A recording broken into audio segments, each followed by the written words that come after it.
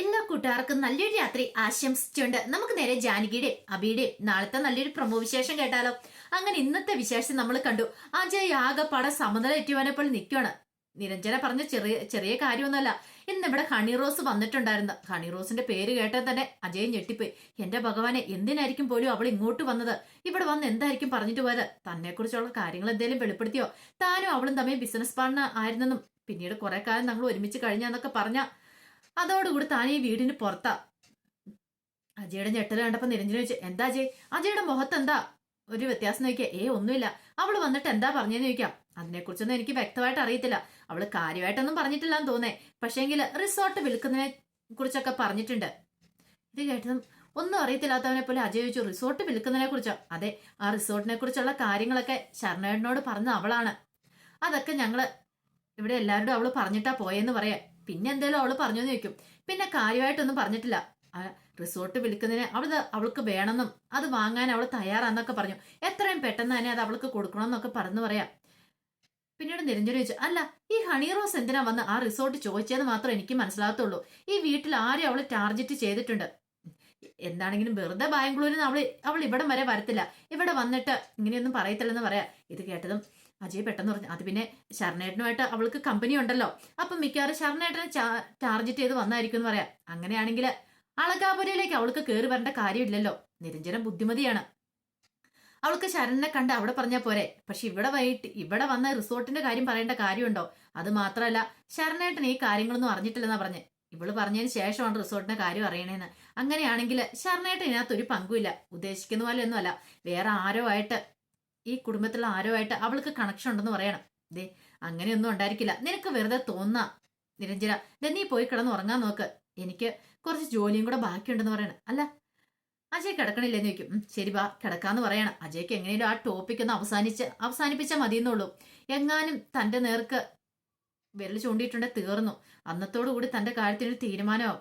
എത്രയും പെട്ടെന്ന് തന്നെ ഈ റിസോർട്ടിന്റെ കാര്യത്തിലൊക്കെ തീരുമാനം ഉണ്ടാക്കണം. അവളെ പറഞ്ഞയക്കണം. അവൾ ഇവിടെ നിൽക്കും തോറും തനിക്ക് ആപത്താണ്. ഹണി റോസോ എന്തിനും മടിക്കാത്തോളാ. ഇന്ന് അവൾ അളകാപുരി കയറി വന്നിട്ടുണ്ടെങ്കിൽ നാളെ വന്ന് എന്താ വിളിച്ചു പറയാൻ പോകുന്നതെന്നും പറയാൻ പറ്റില്ല. അതുകൊണ്ട് സൂക്ഷിച്ചും കണ്ടും വേണം ഇനി ഓരോ ചുവടും മുന്നോട്ട് വെക്കാനായിട്ട്. നാളെ അവളെ നേരിട്ട് കാണണം, നേരിട്ട് കണ്ടു വേണം സംസാരിക്കാൻ എന്നൊക്കെ ഒരു തീരുമാനം എടുക്കുന്നുണ്ട്.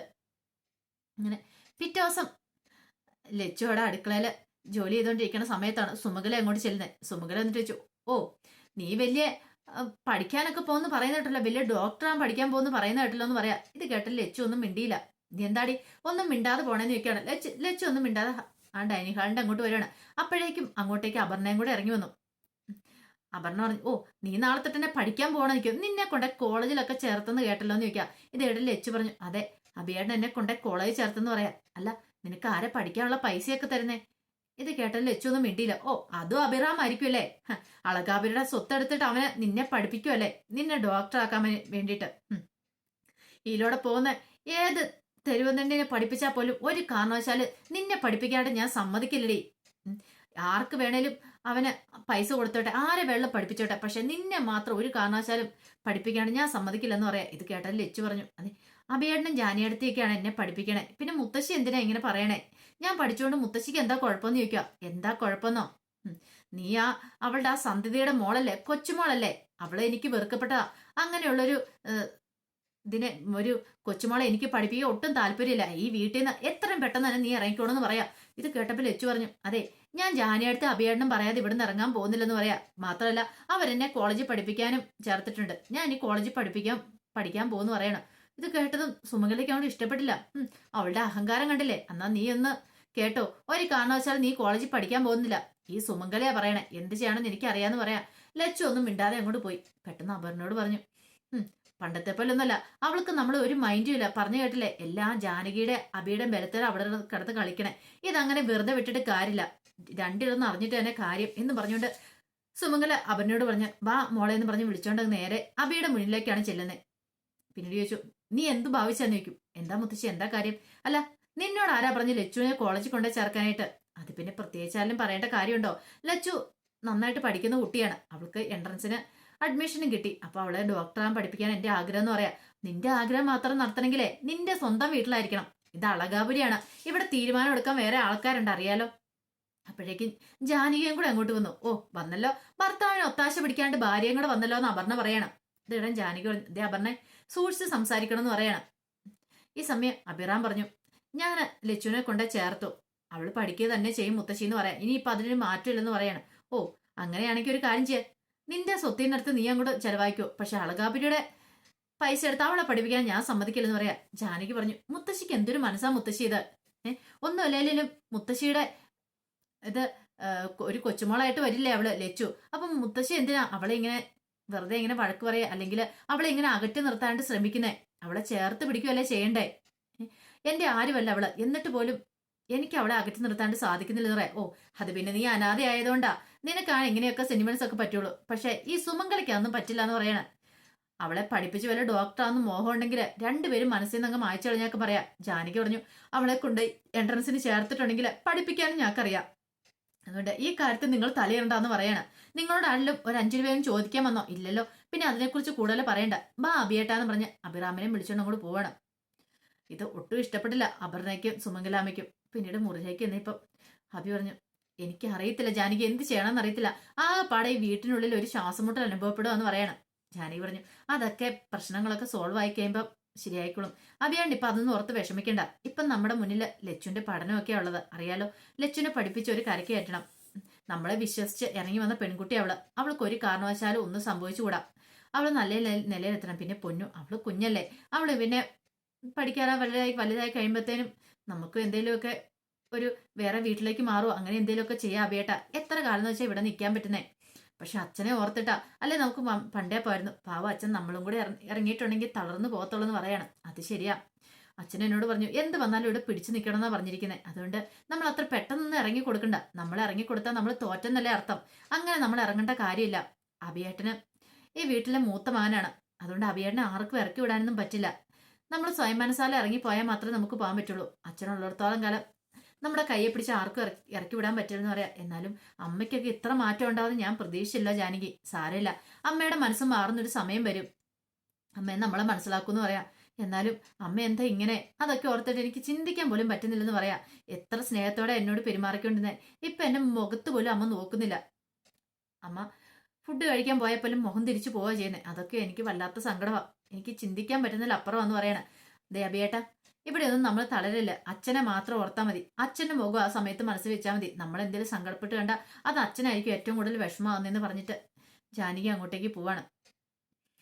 പിന്നീട് അഭിറാം നേരെ ചെല്ലുന്ന സൂര്യനാരന്റെ മുറിയിലേക്കാണ്. അപ്പൊ സൂര്യ ഇങ്ങനെ ഓരോന്നൊക്കെ ആലോചിച്ചുകൊണ്ടിരിക്കുകയാണ്. പിന്നീട് എന്നിട്ട് പറഞ്ഞു, അച്ഛാ അതെ ഒരു കാര്യം ചെയ്യാം, എന്റെ പേർക്ക് എഴുതി വെച്ചേക്കുന്ന ആ റിസോർട്ട്, ആ ബിൽപത്രം അച്ഛനങ്ങ് റദ്ദാക്കിയിട്ട് ഒന്നെങ്കിൽ എല്ലാവരുടെയും പേരിലേക്ക് എഴുതി വെക്കുക, അല്ലെ അച്ഛന്റെ അമ്മയുടെ പേരിലേക്ക് തന്നെ ഇരിക്കട്ടെ.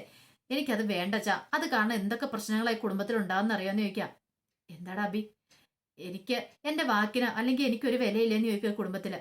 അതല്ല അച്ഛാ, അച്ഛൻ അറിയാലോ, അത് കാരണം ഉണ്ടാകുന്ന പ്രശ്നങ്ങൾ ചില്ലറയൊന്നുമല്ല. വെറുതെ എന്തിനാ ഈ കുടുംബം തന്നെ രണ്ടായി പോകുന്ന ഒരു അവസ്ഥയിലേക്ക് എത്തിക്കൊണ്ടിരിക്കുക കാര്യങ്ങൾ. ഒരു കാരണവശാലും ഇത് പാടില്ല. അച്ഛൻ എത്രയും പെട്ടെന്ന് അത് റദ്ദാക്കണം എന്ന് പറയാ. ഇത് കേട്ട സൂര്യനാരായൺ പറഞ്ഞു, ഞാൻ എഴുതി വെച്ചിട്ടുണ്ടെങ്കിൽ ഒരിക്കലും റദ്ദ് ചെയ്യാൻ പോകുന്നില്ല. നിനക്ക് ഇന്നല്ലെങ്കിൽ നാളെ അതിന്റെ സത്യാവസ്ഥ എന്താണെന്ന് മനസ്സിലാവും.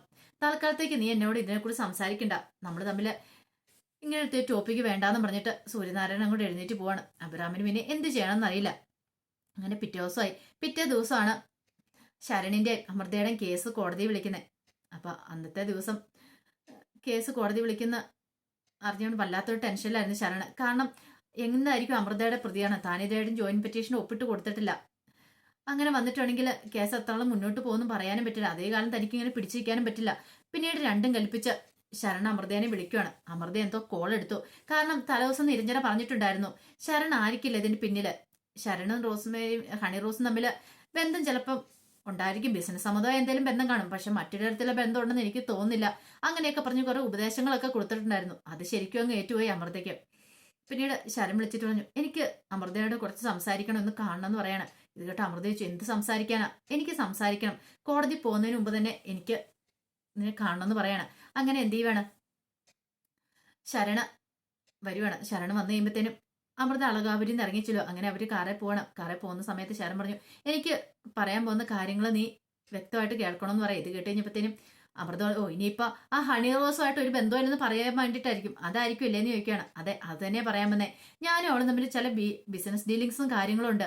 അതിനപ്പുറത്തേക്ക് ഞാനും അവളും തമ്മിൽ ഒരു ബന്ധമില്ല. ഇത് എങ്ങനെ നിന്നെ പറഞ്ഞ് മനസ്സിലാക്കണമെന്ന് എനിക്ക് അറിയില്ല എന്ന് പറയാണ്.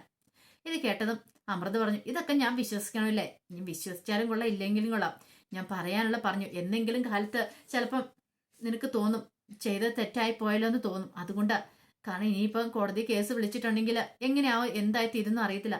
അതുകൊണ്ടാണ് ഞാൻ പറഞ്ഞത്, സത്യാവസ്ഥ നീ ഇനി ഇതുവരെയായിട്ട് മനസ്സിലാക്കിയിട്ടില്ല, അതുകൊണ്ട് അമൃത എന്നൊക്കെ പറയണം. അങ്ങനെ അവര് പോണ സമയത്താണ് പെട്ടെന്ന് ശരണ കാഴ്ച കാണുന്നത്. ഹണി റോസും അജയും സമയം സംസാരിച്ചുകൊണ്ടിരിക്കുന്നത്. കാരണം ഹണി റോസിനെ വിളിച്ചിട്ട് അജയ് പറഞ്ഞിട്ടുണ്ടായിരുന്നു എനിക്ക് കാണണമെന്ന്, കണ്ട് സംസാരിക്കണം എന്നൊക്കെ.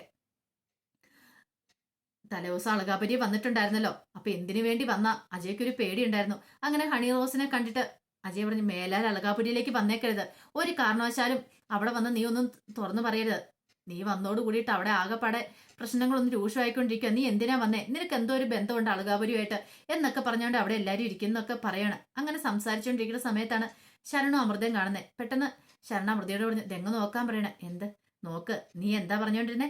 അജയ്ക്ക് അറിയത്തില്ലെന്നല്ലേ പറഞ്ഞേ ഈ പറയുന്ന ഹണി റോസിനെ? അന്ന് അവൻ വിളിച്ചിട്ട് പറഞ്ഞല്ലേ, ഇപ്പൊ എങ്ങനെയുണ്ട്? ഇതെങ്ങ് നോക്ക്, അവർ തമ്മിൽ സംസാരിച്ചിരിക്കുന്ന കാണാൻ പറയാണ്. നിന്റെ ആങ്ങളായി നിക്കണേന്ന് പറയാണ്. ഒരു നിമിഷം അമൃത ഒന്ന് ഞെട്ടിപ്പോയി. ശരിയാണല്ലോ, അന്നൊരു ദിവസം അവിടെ ഹണി റോസ് വന്നു കഴിഞ്ഞപ്പോഴത്തേനും അതിനെക്കുറിച്ച് ചോദിച്ചു കഴിഞ്ഞപ്പം അജയ്ക്ക് അറിയത്തില്ല എന്നൊക്കെ പറഞ്ഞ് അജയ് പ്ലേറ്റ് മാറ്റി പോയതാ. പക്ഷെ അവർ രണ്ടുപേരും കൂടെ ഒന്ന് സംസാരിക്കുന്നത് കണ്ടു. ഞാൻ പറഞ്ഞപ്പോ നിനക്ക് വിശ്വാസം വന്നില്ലല്ലോ.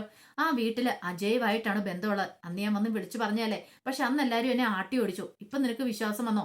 ഹണി റോസ് അജയനെ കാണാനായിട്ടാണ് അങ്ങോട്ട് വന്നത്. ആ കുടുംബമായിട്ട് ഹണി റോസിന് ബന്ധമുണ്ടെന്ന് പറഞ്ഞാൽ അത് അജയുമായിട്ടാന്ന് പറയാം. ഒരു നിമിഷം അമൃത കേട്ടത് വിശ്വസിക്കാനാവാതെ അതന്നെ നോക്കിക്കൊണ്ട് നിൽക്കുക. അപ്പൊ അതിന്റെ വിശേഷങ്ങളാണ് നാളെ നമ്മൾ കാണാൻ പോകുന്നത്. ഇനിയിപ്പോ അമൃതയ്ക്ക് തെറ്റ് ബോധ്യപ്പെട്ട അമൃത ശരണിന്റെ കൂടെ തിരികെ പോകുമെന്ന് അറിയത്തില്ല. അമൃത ചിലപ്പോൾ മനസ്സിലാക്കും അജയുടെ കള്ളത്തരങ്ങളൊക്കെ. അപ്പൊ അതിന്റെ വിശേഷങ്ങളൊക്കെ നമുക്ക് എല്ലാവർക്കും കാത്തിരിക്കാം കേട്ടോ. ഒരിക്കൽ കൂടി എല്ലാവർക്കും നല്ലൊരു രാത്രി ആശംസിച്ചു നിർത്തുന്നു.